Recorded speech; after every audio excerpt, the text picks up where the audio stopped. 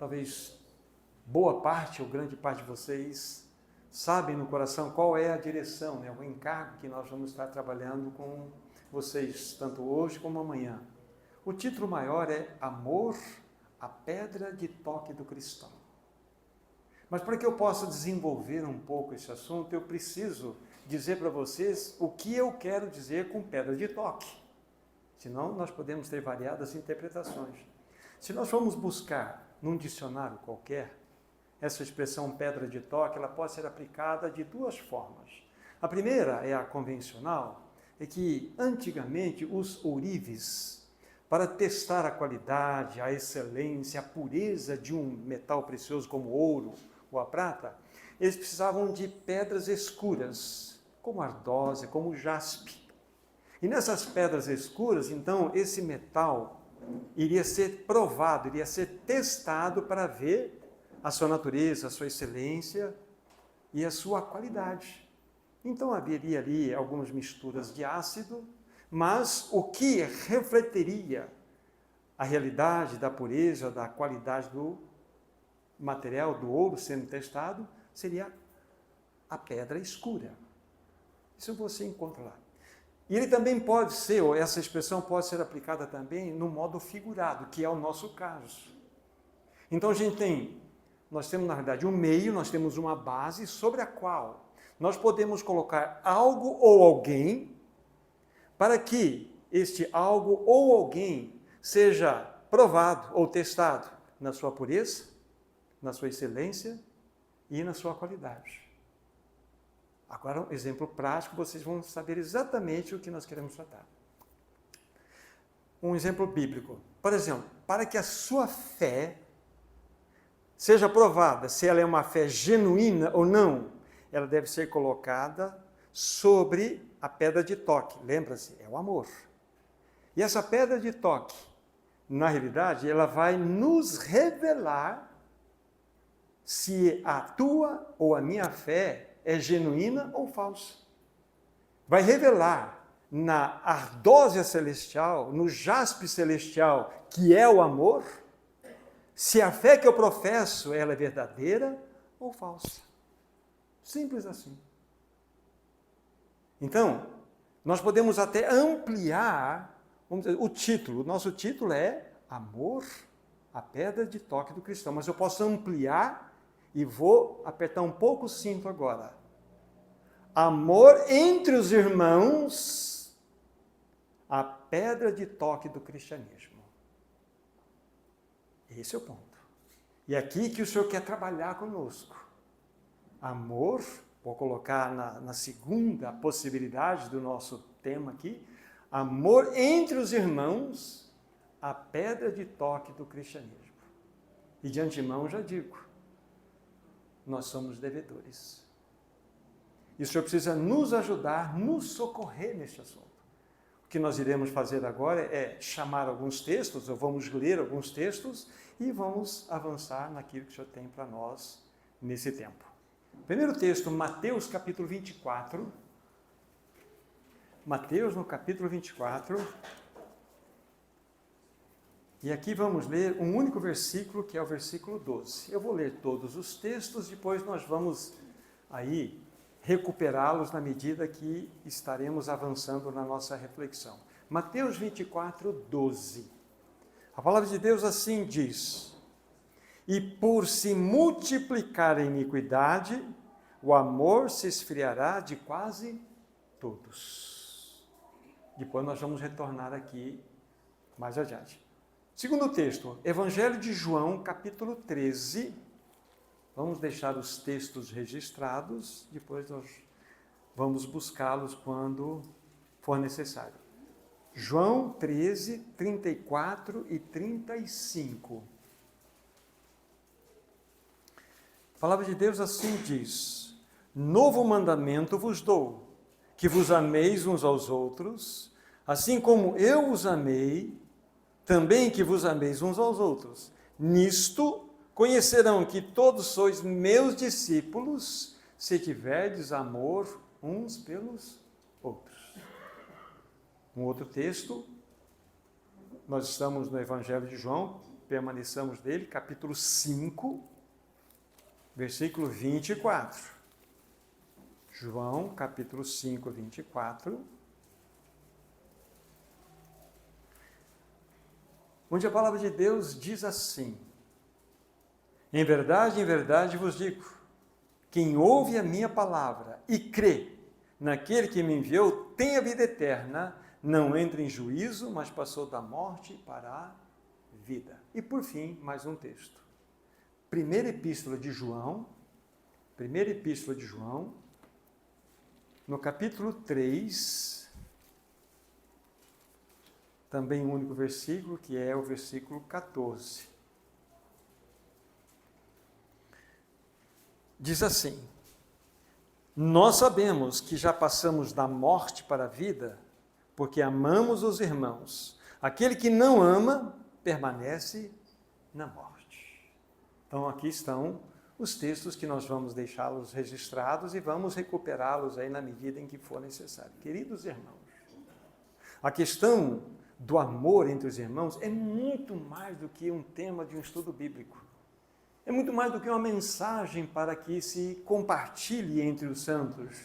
Na verdade, trata-se de uma urgência diante do povo de Deus. Na realidade, eu digo que o amor entre os irmãos é a alma do cristianismo. É uma força forte que eu estou dando para vocês. O amor entre os irmãos é o certificado celestial de que nós nascemos de novo. Vou repetir.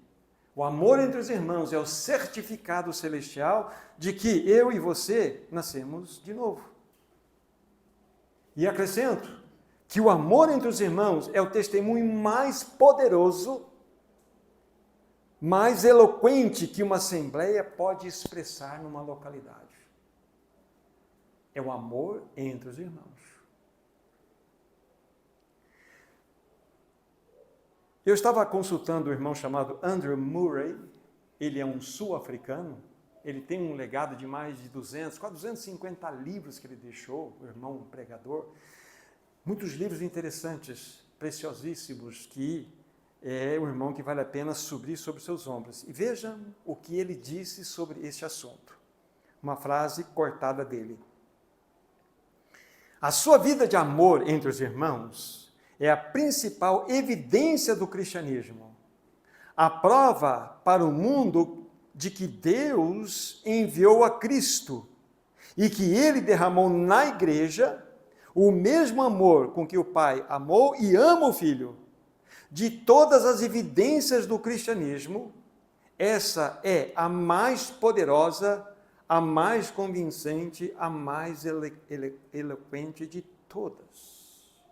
O amor entre os irmãos. Irmãos, isso não é apenas uma reflexão, um estudo bíblico. É algo que precisa penetrar de modo profundo em nossos corações. Muito importante. Vejamos então o primeiro texto que eu li para vocês, que é Mateus 24, 12. Vocês se lembram lá, dentro do contexto em que foi escrito aquela passagem, são palavras do Senhor Jesus Cristo, é um contexto escatológico. O Senhor Jesus Cristo está mostrando para nós aquelas realidades que estariam acontecendo e ele as chama de princípio das dores que estariam invadindo a terra nas proximidades da sua volta.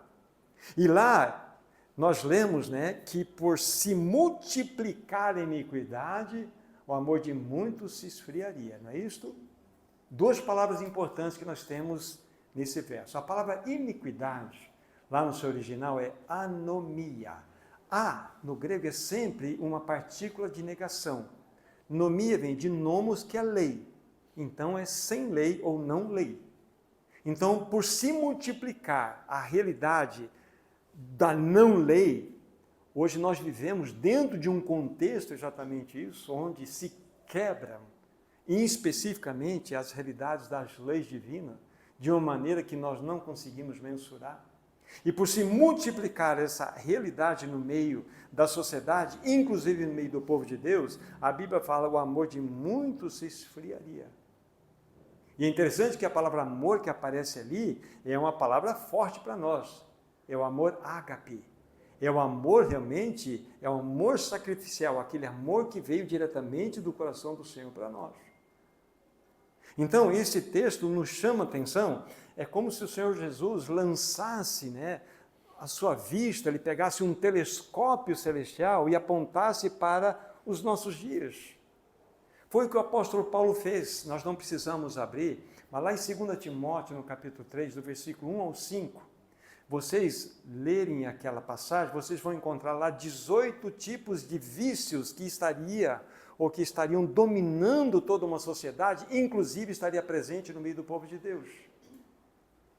E há 3 palavras lá muito importantes para nós, que descrevem, vamos dizer assim, a somatória desses 18 vícios. A primeira palavra que aparece lá, se você ler, diz assim: nos últimos dias os homens seriam amantes de si mesmos. Na minha versão, egoístas. Mas uma versão que é mais apropriada, amantes de si mesmo. Isso fala-nos de narcisismo. Nós vivemos numa sociedade completamente voltada para o seu próprio umbigo, completamente distante de uma realidade, de um amor, porque o que é o oposto do amor não é o ódio, é o egoísmo. O antônimo de amor é o egoísmo, é o amor a si mesmo. Uma outra palavra que aparece lá, aqueles que seriam amantes das riquezas.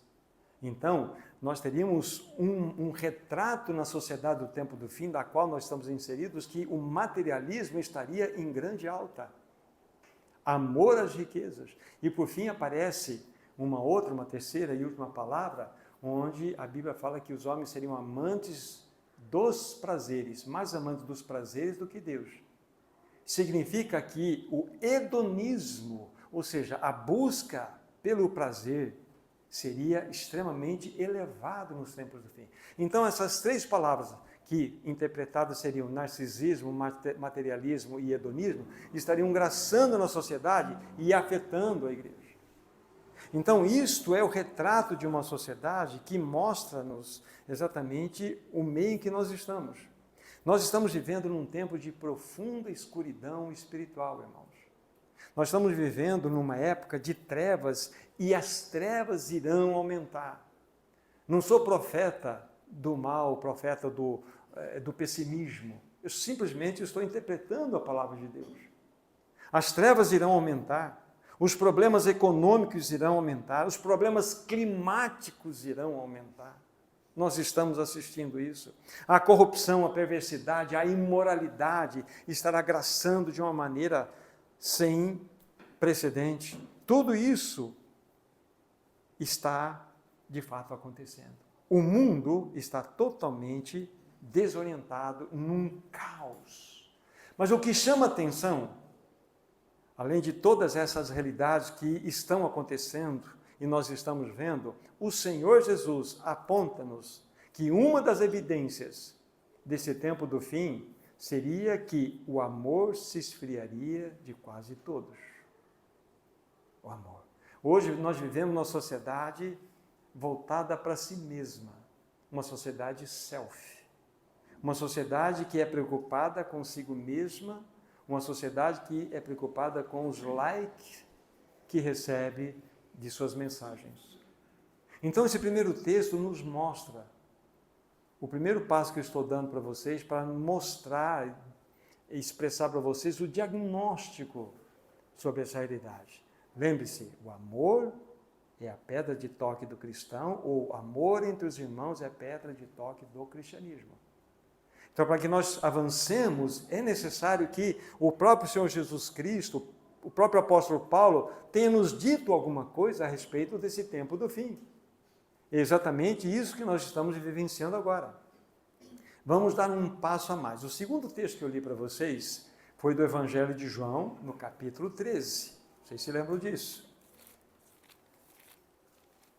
Aqui vou fazer apenas algumas poucas menções, porque amanhã nós vamos trabalhar com um pouco mais de profundidade esses 2 versos aqui, versos 34 e 35. O Senhor Jesus Cristo, no seu último sermão, antes dele ser preso, antes dele ser açoitado, jogado à morte, morto, então ele vai trazer essas palavras finais para os seus discípulos. Uma coisa interessante do Evangelho de João, quando você faz, por exemplo, uma contagem, você chega aqui, lá no final você vai contar quantos capítulos do Evangelho de João. Fala, tem 21 capítulos, legal. Então, todos os evangelhos de Mateus a João, todas as vezes em que vocês encontrarem a expressão, a entrada triunfal de Jesus em Jerusalém, vocês vão contar ali 7 dias até a prisão, o julgamento e morte do Senhor Jesus Cristo. E quando você faz essa contagem no Evangelho de João, você vai perceber que do capítulo 13 até o seu final, nós temos 46% de todo o livro de João, mostrando-nos que aqui nós temos vamos dizer assim, uma coletânea de verdades impressionantes. O Senhor Jesus, ele mostrou-nos com clareza tudo aquilo que estava no seu coração, no seu sermão de despedida. Então, 46% do livro do Evangelho de João trata-nos exatamente desses capítulos finais. Para as pessoas virem a importância. E um dos assuntos que ele toca para nós aqui é exatamente, olha, novo mandamento vos dou, isso vamos tratar amanhã. Que vos ameis uns aos outros, assim como eu vos amei, que vos ameis uns aos outros. Nisto conhecerão que sois meus discípulos, se tiverdes amor uns pelos outros. Então essa passagem está nos revelando que o mais poderoso e convincente testemunho, João, que nós como povo de Deus, como cristãos, que vamos dar, que somos genuínos discípulos de Cristo, é se nós tivermos amor uns pelos outros. Palavras do Senhor Jesus Cristo aqui. Não fala aqui se nós temos uma doutrina correta, não estou dizendo que isso não seja importante. Estou colocando em realidade de ênfase. Não fala se a nossa reunião é uma reunião realmente profunda, elevada. Não fala se nós somos um povo que tem discernimento espiritual, se praticamos boas obras, não. Fala-nos exatamente se nós tivermos amor uns pelos outros. Rapidamente, eu quero que vocês abram comigo Apocalipse capítulo 2. Vejam que exemplo de assembleia. Apocalipse capítulo 2. Nós não vamos ler, são os 7 primeiros versículos. Eu vou conversando com vocês e vou apontando para vocês o ponto que eu quero destacar aqui na minha consideração. Então, nós temos 7 cartas que foram dirigidas pelo Senhor Jesus às 7 igrejas da Ásia. E a primeira carta é essa carta à igreja de Éfeso. Lembre-se, inicialmente, Éfeso foi, vamos dizer assim, uma igreja que recebeu uma das mais elevadas revelações a respeito do corpo de Cristo que nós temos nas Escrituras. Éfeso, na realidade, é extremamente, vamos dizer assim, uma assembleia que foi muito abençoadora e abençoada. Agora, vejamos, aproximadamente 30 anos depois daquela carta que vocês têm lá, de Paulo, a carta aos Efésios, 30 anos depois, qual é a palavra que Jesus tem àquela igreja? 30 anos depois. Então, ele vai dizer algumas coisas aqui, versículo 2. Olha, Jesus dizendo para a igreja, eu conheço as tuas obras, tanto o teu labor, como a tua perseverança, e que não podes suportar homens maus, e que puseste à prova os que a si mesmos se declaram apóstolos e não são, e os achaste mentirosos, e tens perseverança, e percebam só, e suportaste provas por causa do meu nome, e não te deixaste esmorecer. Não é uma assembleia maravilhosa? Que assembleia impressionante! Agora vejam só a palavra seguinte de Jesus. Tenho, porém, contra ti. Olha só. Que abandonaste o teu primeiro amor. Uau! Então nós podemos ter muitas coisas na nossa assembleia. Nós podemos ser elogiados pelo Senhor, ter discernimento espiritual. Nós podemos suportar até provas por causa do nome dele e não nos esmorecermos. Mas, se faltar o essencial, que é o amor, nós seremos reprovados pelo Senhor. Aí há uma palavra de exortação. Lembra-te de onde caíste, arrepende-te e volta à prática das primeiras obras, se não vem a ti, e moverei do seu lugar o teu candeeiro, caso não te arrependas. Infelizmente, o testemunho de Éfeso foi destruído. Eles não ouviram. Hoje, quando que eles conheceram, foram para Éfeso, você tem um monte de ruínas lá. Não existe mais testemunho. O abandono do primeiro amor, na realidade, que é o amor esposal com Cristo Jesus, que reflete entre os irmãos, já não existia mais. E conforme nós vamos verificar, aquele que diz que ama a Deus e não ama o seu irmão, é mentiroso. Porque se eu não amo o meu irmão, quem estou vendo, como eu posso amar a Deus a quem não estou vendo? A questão do amor é algo muito, muito sério. Então, quando eu li o Evangelho de João, capítulo 13, 34 e 35, que nós seremos conhecidos como seus discípulos se amarmos uns aos outros, é algo muito sério. Vamos dizer assim, a insígnia da igreja, o testemunho da igreja, não está em outra realidade, porque senão Jesus teria nos mostrado, a não ser no amor prático. E, na medida em que formos avançando, a gente vai apertando o cinto cada vez mais. Lembre-se, a fé do Thomas, a fé de cada um de vocês, está sendo colocado sobre a ardósia celestial, que é o amor. O amor vai identificar verdadeiro, falso. Assim como a ardósia, o jaspe, identificava aquelas pedras escuras, identificavam a natureza, a pureza, a excelência daquele metal que estava sendo provado. Assim, o amor vai mostrar para você claramente se a tua fé ela é verdadeira ou ela é falsa. Por isso que quando nós oramos, nós pedimos uma palavra que de fato viesse ao encontro de consolo, mas de encontro, como confronto. Então nós precisamos permitir que a palavra de Deus nos confronte. O Espírito Santo tem que perscrutar nosso coração para saber exatamente. Ele sabe, mas para que nós saibamos o que há ali dentro. Irmão, irmã, o glorioso chamado que Deus deu para cada um de nós é amar como Cristo amou. É sobre o novo mandamento que nós trataremos amanhã. Mas nós precisamos avançar um pouco mais. Vamos considerar, tem duas passagens que eu dei para vocês como base. Vocês lembram João 5:24. João 5:24. É importante que vocês coloquem os olhos nela novamente, porque eu vou enxugar aqui a ideia numa frase. Mas eu vou ler novamente aqui, João 5:24. Em verdade vos digo, preste bem atenção, quem ouve a minha palavra e crê naquele que me enviou, tem a vida eterna, não entra em juízo, mas passou da morte para a vida. Então nós podemos resumir todo esse texto longo da seguinte forma: quem crê, passou da morte para a vida. Quem crê, passou da morte para a vida. Nós sabemos todo o contexto aqui, mas é para que vocês entendam onde eu quero chegar com vocês. Quem crê, passou da morte para a vida. Nós precisamos analisar esse texto coladinho ao outro texto, que é 1 João 3,14. Então, coloque esses dois textos aí juntinhos. 1 João 3,14. Olha que o próprio João está nos falando aqui. Nós sabemos que já passamos da morte para a vida porque amamos os irmãos. Aquele que não ama permanece na morte. Novamente, nós sabemos que passamos da morte para a vida porque amamos os irmãos,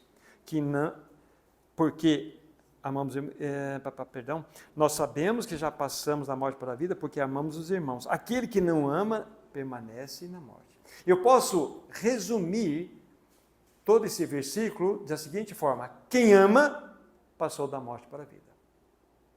João 5:24, quem crê, passou da morte para a vida. 1 João 3,14, quem ama, passou da morte para a vida.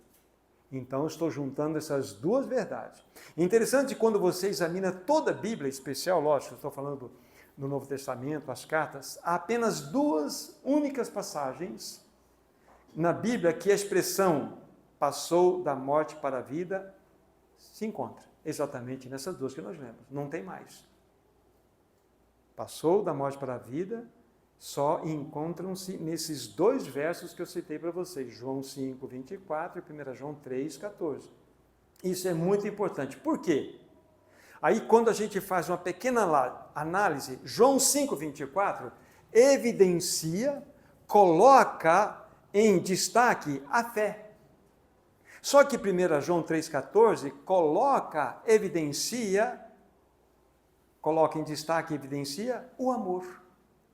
João 5, 24, a fé. Quem crê passou da morte para a vida. E 1 João 3,14 vai evidenciar quem ama passou da morte para a vida. Então vocês percebem que há uma conexão entre fé e amor? Isso é absolutamente claro. Por quê? Fé e amor são inseparáveis. Eu selecionei alguns poucos textos, mas vocês vão encontrar mais. Para vocês entenderem o que eu estou dizendo. Fé e amor são inseparáveis. Por isso que, aí vocês voltam lá na pedra de toque. Para que a nossa fé seja evidenciada, provada, testada, ela precisa ser colocada sob a ardósia celestial do amor. Aí vai dizer, opa, genuíno, opa, isso é falso. Então é impossível eu crer no Senhor Jesus Cristo e não amar. É o que a Bíblia está ensinando. Aí nós precisamos permitir que o Espírito Santo perscrute nossos corações sobre esse assunto. Então vamos lá, alguns versos interessantes que nos falam da união, da realidade inseparável entre fé e amor. Efésios capítulo 1, versículo 15. Falamos há pouco desses irmãos em Éfeso. Então vejam só o elogio que Paulo, há 30 anos atrás, referente àquela passagem de Apocalipse, com aqueles mesmos irmãos, num outro contexto, ele disse aqui para esses irmãos. Efésios 1,15, observem. 1,15 Efésios. Por isso, também eu, tendo ouvido da fé, que há entre vós no Senhor Jesus, e o amor para com todos os santos. Vocês percebem que Paulo conectou fé e amor? Nesse mesmo livro, capítulo 3. Capítulo 3, versículo 17. E assim habite Cristo no vosso coração pela fé, estando vós arraigados e alicerçados em, novamente, fé e amor juntinhos. Vamos avançar. Colossenses, capítulo 1. Colossenses, capítulo 1. Paulo está escrevendo essa carta aos irmãos em Colossos, versículos 3 e 4. Diz assim: damos sempre graças a Deus, Pai de nosso Senhor Jesus Cristo, quando oramos por vós, desde que ouvimos da vossa fé em Cristo Jesus e do amor que tendes para com todos os santos.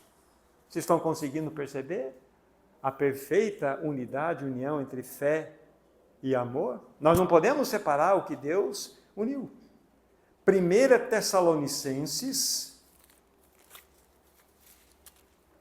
Tessalonicenses, capítulo, deixa eu conferir aqui, 1 Tessalonicenses, deixa eu ver se eu estou certo, capítulo 3, está certo, versículo 6. 1 Tessalonicenses 3, versículo 6. Agora, porém, com o regresso de Timóteo, vindo do vosso meio, trazendo-nos boas notícias da vossa fé e do vosso amor, e ainda de que sempre guardais grata lembrança de nós, desejando muito ver-vos, como aliás também nós a vós outros. Novamente, Paulo coloca juntos fé e amor. Eu creio que estão suficientes, né? Nós temos vários textos aqui, mas eu creio que nós podemos parar por esses textos aqui. Então a Bíblia coloca fé e amor de modo inseparável. É algo real. Aqueles que creem, vamos dizer assim, passam da morte para a vida. Contudo, a fé, a tua e a minha fé é provada pela evidência do amor. Por isso, meu irmão, o amor é a pedra de toque do cristão. O amor aos irmãos é a pedra de toque do cristianismo. É muito fácil dizermos, eu creio, passei da morte para a vida. Muito bem. Qual que é a ardósia celestial que vai provar isso? Se a tua fé é genuína? O teu amor ao próximo, amor aos irmãos. O amor aos irmãos é a prova de que a sua fé é genuína, que a minha fé é genuína. Este amor é inexplicável. Só pode brotar de uma fé genuína. Quem nasceu de novo ama os irmãos. Se você nasceu de novo, você ama o seu irmão. Você não tem opção, nem eu. Então nós estamos vendo que o cinto está puxando mais botão, nós estamos sendo exprimidos pelo Senhor. Então é muito mais do que um assunto reflexivo de uma mensagem, é algo que precisa nos confrontar, permitir que a palavra faça a sua obra em nós. Que a nossa fé possa estar sendo, de fato, julgada pelo amor. Para ver se, de fato, a minha fé ela é uma fé genuína ou eu criei uma fé religiosa. O amor aos irmãos é a prova de que a sua fé é absolutamente real, plena. Olha que coisa interessante. Vamos para 1 João capítulo 5. Primeira epístola de João, nós vamos ver vários textos aqui. Capítulo 5, versículo 1. 1 João 5, 1. Preste bem atenção, talvez você já leu esse texto, mas eu quero que a gente reflita nele juntos.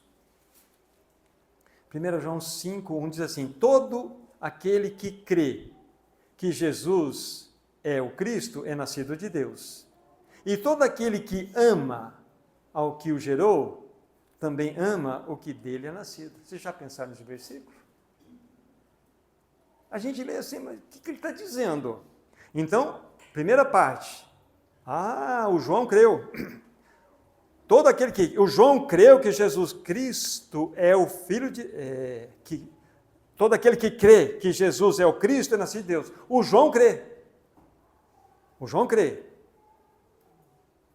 que Jesus é o Cristo, nasceu de Deus. Agora sim, olha na segunda parte, João. E todo aquele que ama o que gerou, o João ama a Deus que o gerou em Cristo. Também faz com que o João ama ao que de Deus é nascido. O João tem que amar o Edmilson. Isso é o que o texto está dizendo aqui. Entende? Então, como fica claro, todo aquele que crê que Jesus é o Cristo é nascido de Deus. Nasceu de Deus, maravilha, que bênção. E todo aquele que ama o que gerou, sim, eu amo aquele que me gerou. Então continua o texto aqui. Então, você deve amar ao que dele é nascido. Você deve amar o irmão que nasceu do mesmo Deus. É o que o texto está dizendo aqui. Vocês percebem a realidade? Aqui não está fé e amor juntos? Quem crê e ama, novamente estamos juntos aqui. Então, nós estamos diante de uma situação importante para a nossa jornada. A questão, o Evangelho de João, essa primeira carta de João, segunda e terceira carta aqui, são coisas lindas. João, ele era conhecido como o apóstolo do amor. Ele ficou por alguns anos lá em Pátimos, lembra? Quando ele ficou exilado. Depois ele é liberto.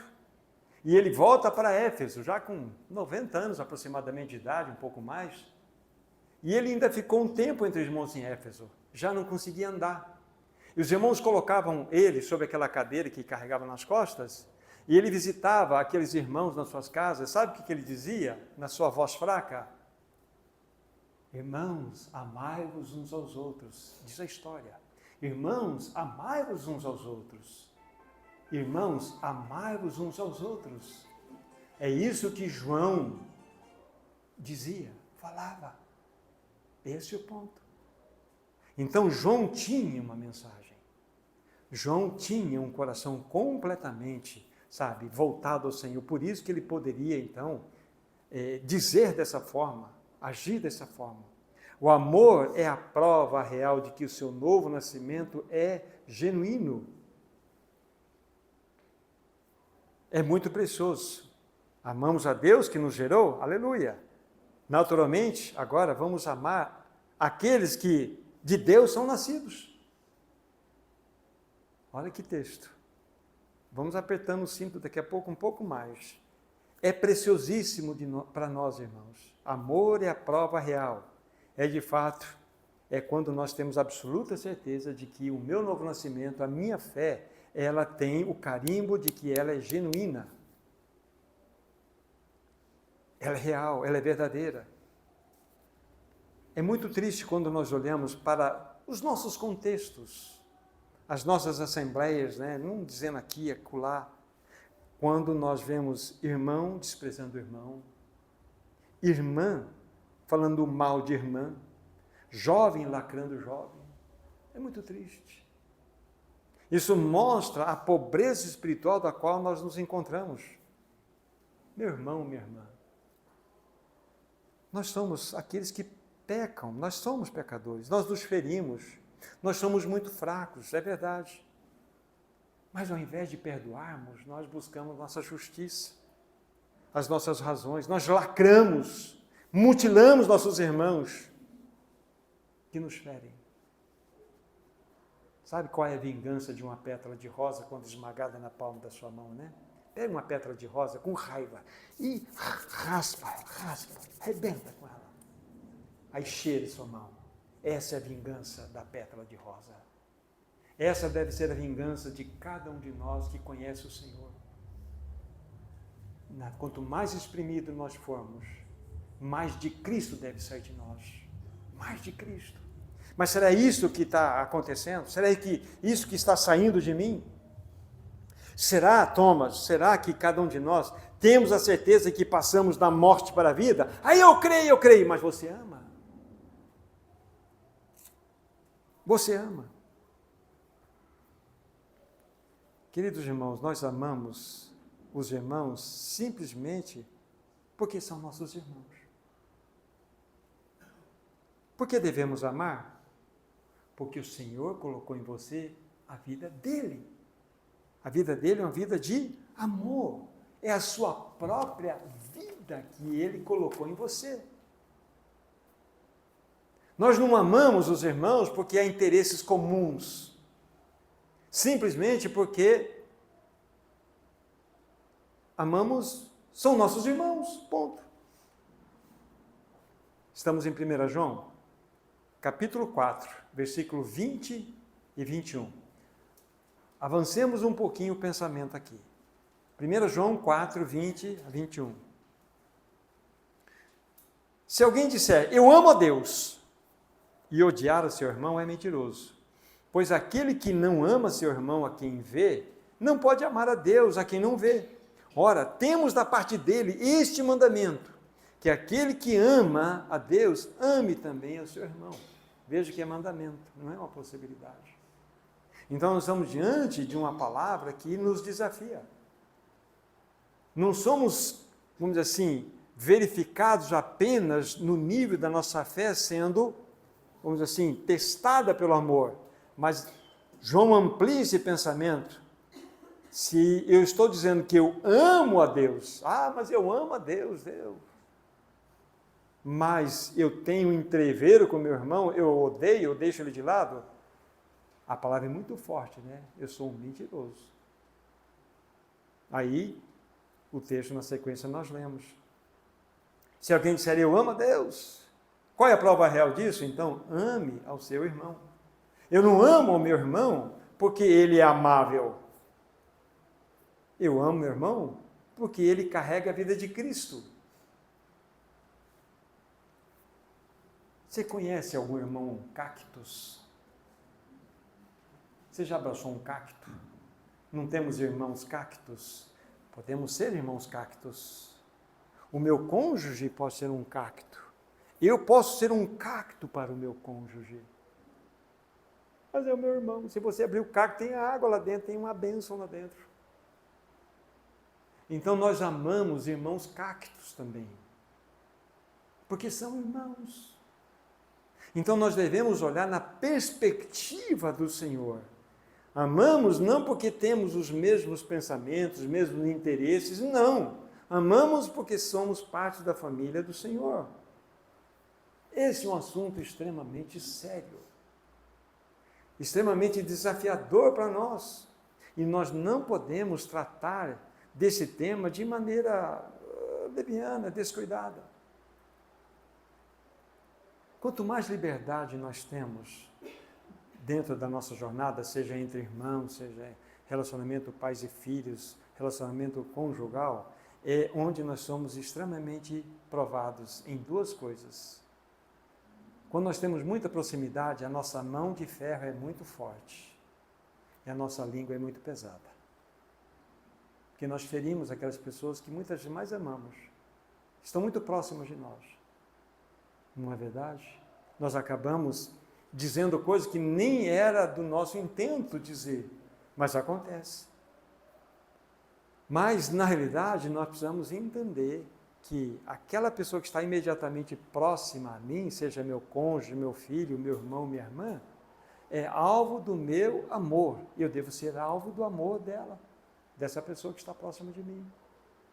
Então, quando a gente diz o amor, a pedra de toque do cristão, o amor entre os irmãos, a pedra de toque do cristianismo, é algo muito sério, muito desafiador para nós. Nesse mesmo livro, 1 João, veja como nós temos textos aqui. No capítulo 3, versículo 11 inicialmente. 3, versículo 11. Porque a mensagem que ouvistes desde o princípio é esta, que nos amemos uns aos outros. Olha aí.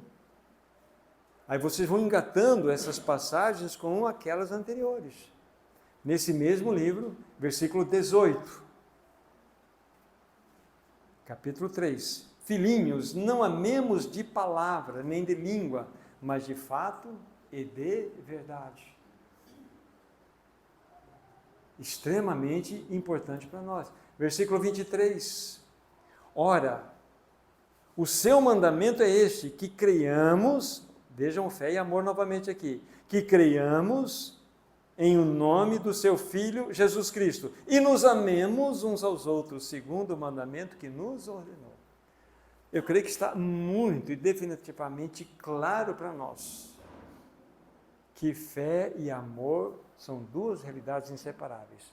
Uma moeda, para que ela possa ser movimentada, ter, vamos dizer assim, legalidade num país, ela precisa ter, lógico, a legitimidade da sua criação, ela tem que ter uma cara, tem que ter uma coroa, tem que ter um valor, tem que ter um emblema ali.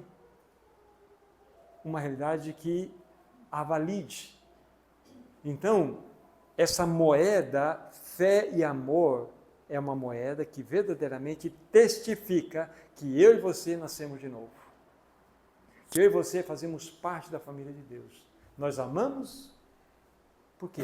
Porque aquele que é o amor habita em nós. Quando a gente examina a Bíblia, há pelo menos, eu sei que a gente pode achar um ou outro texto de modo diferente, mas pelo menos 3 definições a respeito de Deus. A primeira definição que a gente encontra lá em João, não precisa ir lá, João 4, 24, diz assim, Deus é Espírito, não é isso? Importa que os adoradores o adorem em Espírito e em verdade. Deus é Espírito. Ele é Espírito quanto à sua natureza. Mas quando você examina Efésios 5, tem vários versos ali, a partir do versículo em diante, você vai encontrar lá que Deus é luz. Está lá? Deus é luz. Deus é luz quanto à sua manifestação. Em espírito quanto à sua natureza, ele é luz quanto à sua manifestação. Não é isso? E aqui, nós temos na palavra de Deus, pegue por favor capítulo 4 desse 1 João que vocês estão, versículo 8. Nós temos a terceira definição de Deus. 1 João 4, 8. Aquele que não ama não conhece a Deus, pois Deus é amor. Deus é amor quanto à sua essência, quanto à sua natureza e espírito, quanto a sua manifestação ele é luz, e quanto a sua realidade de essência, ele é amor. Então, se Deus, que é essência, habita em nós, que tipo de vida nós devemos, então, manifestar? Uma vida de amor. Muito importante. Irmão, irmã, nós precisamos permitir que o Espírito Santo examine nossos corações. Porque na nossa jornada, nós damos canelada um no outro, não é verdade? Vocês já receberam canelada, eu também, mas eu dei muita canelada também. A gente dá canelada e recebe canelada. Agora, como vamos lidar com isso? Deus quer que verdadeiramente nós nos coloquemos diante dele, para que ele opere essa realidade em nós. Apenas um adendo nesse pensamento, vocês vão perceber que a nossa jornada, ela só é possível se nós trilharmos o caminho da cruz. Para que vocês possam me amar, sem a cruz é impossível. Para que eu possa amar os meus irmãos, sem a cruz é impossível. Porque nós temos um amor natural, mas ele é cercado, ele é envolvido de interesses, de vantagens. Mas quando esse amor natural é levado para a cruz, brota em mim um amor genuíno, que é aquele amor dar-se a si mesmo, sem esperar troca alguma. É exatamente esse tipo de amor que tem que afetar, contagiar uma assembleia. Irmão, irmã, nós precisamos ser conhecidos pelo amor. Sabe aquele grupo? É impressionante. É impressionante como que eles se amam, como eles se cuidam, como que realmente eles se estimam. É a realidade de uma assembleia. Agora, toda assembleia, não existe assembleia que não tenha dificuldade. Mas se nós descuidarmos desse assunto, quando nós não tocamos, não avançamos nessa realidade de amar os nossos irmãos de modo real, nós abrimos brecha para a hipocrisia. Nós abrimos brecha para muitas coisas. Porque nós podemos almoçar irmãos na nossa casa, podemos jantar irmãos entre irmãos. Só, esses que estão jantando não estão presentes. Porque nós vamos colocá-lo ali na roda, não é? E nós jantamos, almoçamos irmãos. Aí a gente tem aquela desculpa, é só para orar, irmãos. A gente está colocando, mas é só para orar pelos irmãos. Irmãos, é muito sério isso. Se nós queremos ser uma assembleia madura, ou esteja a caminho da maturidade, esse assunto do amor aos irmãos é prioritário. Não é um assunto elevado de revelações grandiosas, é assunto terreno, assim, de fácil contato. É fácil cada um de nós examinar o nosso coração. Senhor, o Senhor sabe onde a coisa está pegando. Você tem uma gaiola dentro do teu coração aí. Não tem uma gaiola invisível aí. Vamos quebrar essa porta. Vamos deixar esse urubu voar. Ele está comendo a sua vida, está destruindo. Vamos deixar esse passarinho do agouro voar, que é esse sentimento contra um irmão, contra uma irmã. A hora de abrir a gaiola é agora, irmão e irmã. Não durma com esse irmão, com essa irmã no coração. Deixa esse pensamento do agouro voar. E só permita que Cristo habite no seu íntimo. Só Ele. Coisa mais gostosa que tem, meu irmão, é colocar a cabeça no travesseiro e dormir.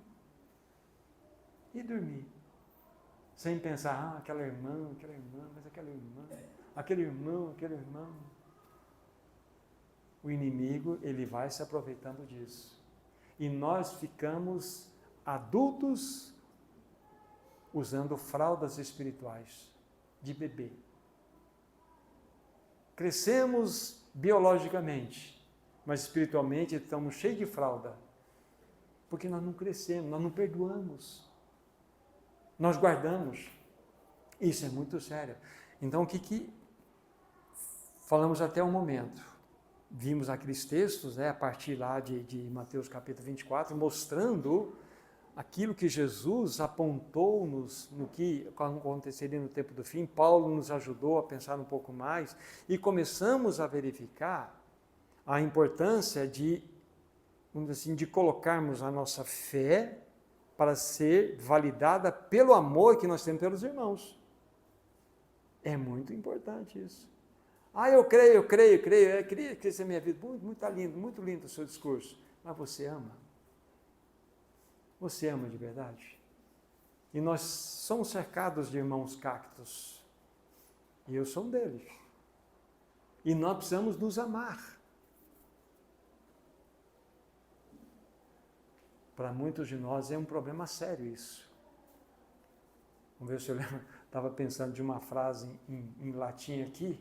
Hic est ubi, porcus caudam torquet. O que significa isso? Vocês que entendem latim. É aqui que a porca torce o rabo. Hic est ubi, porcus caudam torquet. É aqui que a porca torce o rabo. Não é? Não pega isso? Essa é a realidade. Então o Senhor precisa nos ajudar. Nós precisamos ser constituídos numa assembleia madura. Madura. 1 João capítulo 3, versículo 10. Vou fazer algumas considerações ainda para partirmos para o fim. Primeira Epístola de João 3, versículo 10. Olha que sério o texto. Nisto são manifestos os filhos de Deus e os filhos do diabo. Todo aquele que não pratica a justiça não procede de Deus. Não tem um ponto aí, tem uma vírgula. Nem aquele que não ama o seu irmão. Vocês percebem que a palavra de Deus, ela nos estrangula, ela aperta o cinto?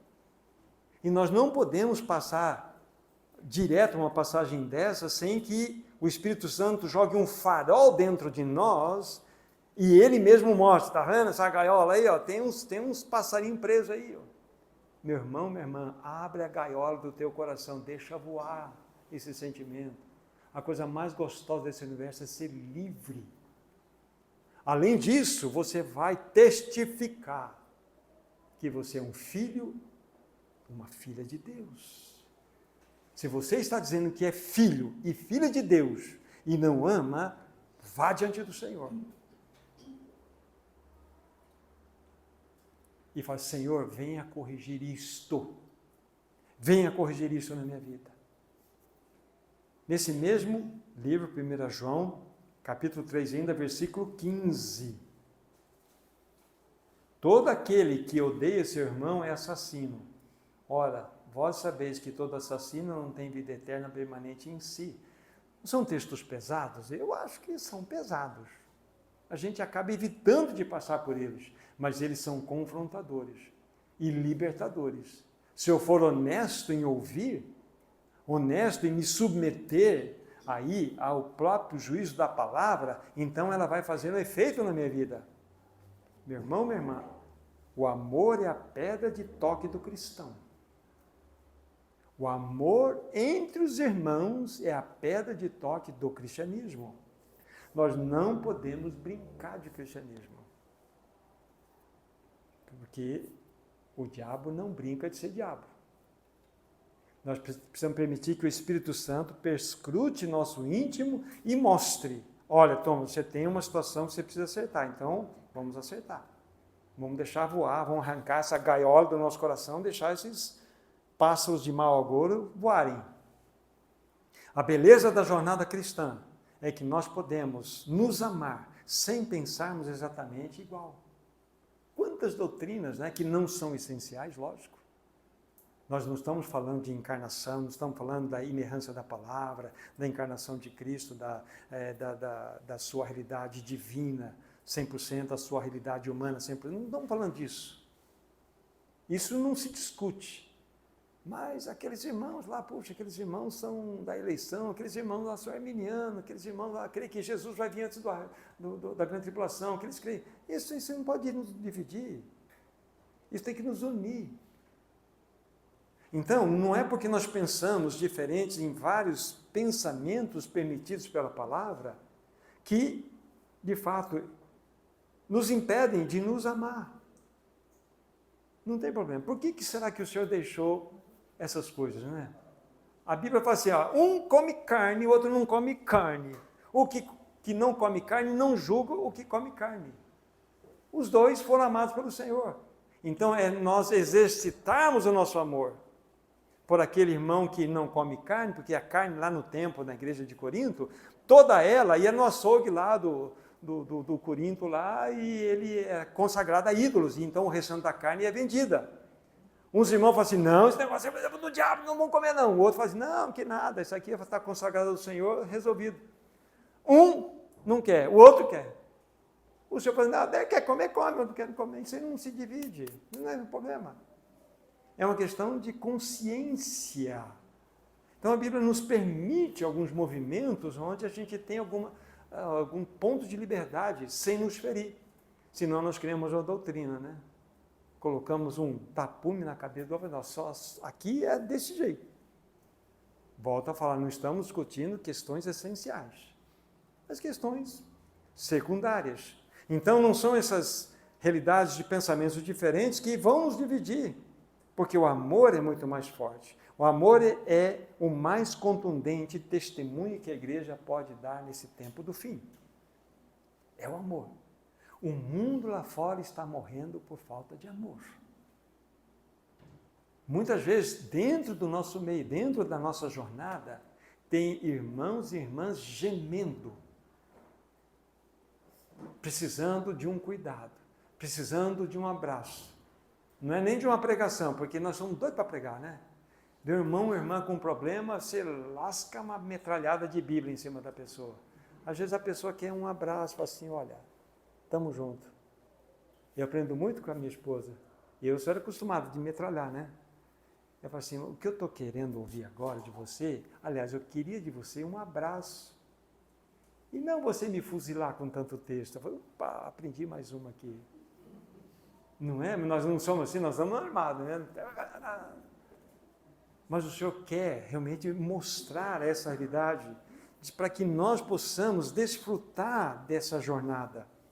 Às vezes a pessoa quer um abraço, quer um carinho, e a gente quer teologia. A gente quer lançar teologia e a pessoa quer um abraço. E a teologia verdadeira é aquela que abraça, porque nós não podemos separar a prática da teologia. O amor da fé. Nunca podemos separar. Então o Senhor precisa nos ajudar nesse assunto. O amor é uma realidade espiritual. Eu havia citado para vocês, né, 1 João 4, 8, onde, já não precisamos ir lá, só vou repetir para vocês, diz, aquele que não ama não conhece a Deus, porque Deus é amor. Então, Deus é amor. A sua essência é amor. Uma última passagem do livro de Efésios, no capítulo 4. Efésios, no capítulo 4, versículos 15 e 16.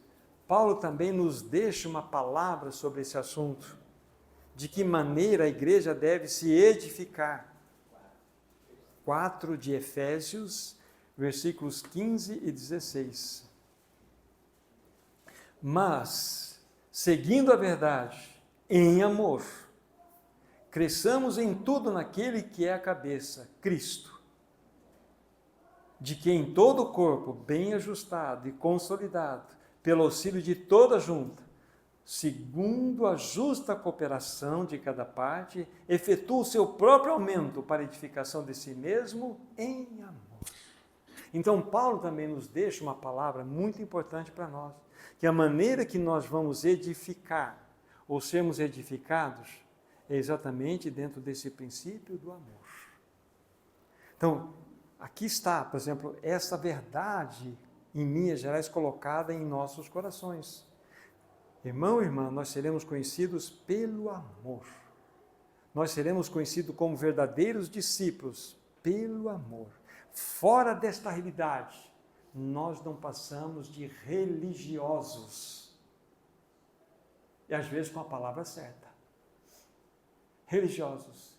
E muitas vezes nos tornamos até um pouco pior, legalistas. mas o Senhor quer nos trazer para uma realidade de liberdade, de experiência com o Senhor. O Senhor precisa agir com misericórdia em nossos corações, irmãos. Amanhã, na permissão do Senhor, vamos pegar, lógico, vários textos, mas um deles, aquele de João 13, 34 e 35, que fala assim: novo mandamento vos dou. Mas que mandamento novo é este? Jesus teve que mexer lá no Velho Testamento? O que ele fez conosco, né? Então nós vamos ver que está totalmente atrelado nessa realidade. Vamos ver que é um amor muito mais elevado daquele que estamos conversando agora. Então que o Senhor nos ajude, que Ele de fato ganhe nosso coração. E insisto com meu irmão, com minha irmã presente aqui, não durma sem abrir a gaiola do seu coração. Você precisa experimentar o livramento. Você não ama o seu irmão ou a sua irmã porque o seu irmão ou a sua irmã é super legal. Você ama o seu irmão, sua irmã porque tem Cristo. Isso é o amor. Então que o Senhor nos ajude. Vamos orar, vamos pedir misericórdia ao Senhor. Querido Pai Celestial, realmente por Tua misericórdia, vem nos socorrer. Nós conhecemos muito bem a nossa pobreza neste assunto do amor entre os irmãos. Nos perdoa, Senhor, de sermos, de fato, centrados em nós mesmos.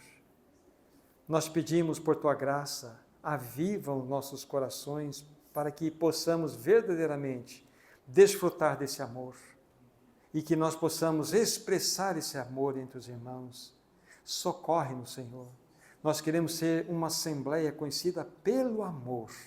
Amor a Ti, o amor aos irmãos. Em Teu nome, Jesus, nós oramos. Amém, Senhor. Deus abençoe a todos.